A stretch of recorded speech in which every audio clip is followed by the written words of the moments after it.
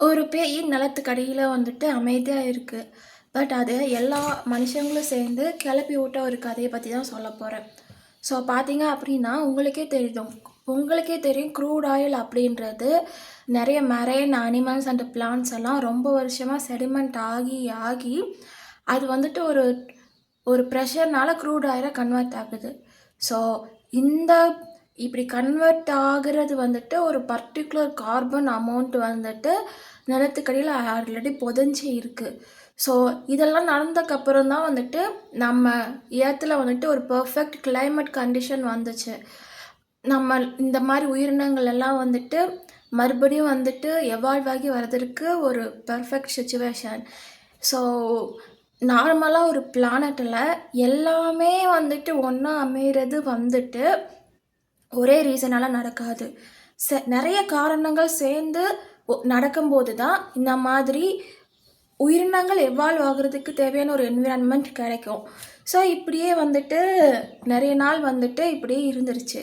So கொஞ்ச நாள் கழிச்சு வந்துட்டு மனுஷன் வந்துட்டு இந்த க்ரூட் ஆயிலை நிலத்துக்கடியில் இருக்கிற அமைதியாக தூங்கிட்டு இருக்கிற ஒரு ஆயிலை வந்துட்டு தன்னோட ஒரு சுயநலத்துக்காக தன்னோட தேவைக்காக வெளியே எடுத்துகிட்டே இருக்கிறான். ஸோ இது எல்லாமே ஹைட்ரோ கார்பன். நிலத்துக்கடியில் பல ஆயிரம் வருஷமாக அமைதியாக இருந்த ஹைட்ரோ கார்பன்.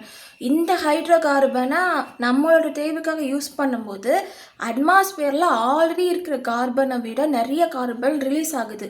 எக்கச்சக்கமான கார்பன். இன்ஃபேக்ட் கிட்டத்தட்ட எந்த அளவுக்கு அதிகமான கார்பன்னா இந்த உலகத்தில் இதெல்லாம் ரிலீஸ் ஆகுறதுனால நம்ம எவால்வ் ஆகுறது மட்டும் இல்லை, இதுக்கப்புறம் எந்த ஒரு உயிரினமுமே வந்துட்டு அதோட வாழ்க்கையை கண்டினியூ பண்ண முடியாது. நிறைய பேர் சொல்லலாம், இந்த ட்ரீஸ் நிறைய மரம் வளர்த்தா நிறைய கார்பனை கேப்சர் பண்ணும். ஸோ அப்புறம் வந்துட்டு அந்த மாதிரி நம்ம இந்த கார்பனை வந்துட்டு அட்மாஸ்பியரில் வந்துட்டு கம்மி பண்ணலாம் அப்படின்னு. ஆனால் மரங்கள் கூட வந்துட்டு லிவிங் பீயிங்ஸ் தான். மரங்களும் நம்மளை மாதிரி லிவிங் பீயிங்ஸ் தான். ஸோ மரங்கள் வந்துட்டு கார்பனை கேப்சர் பண்ணும்.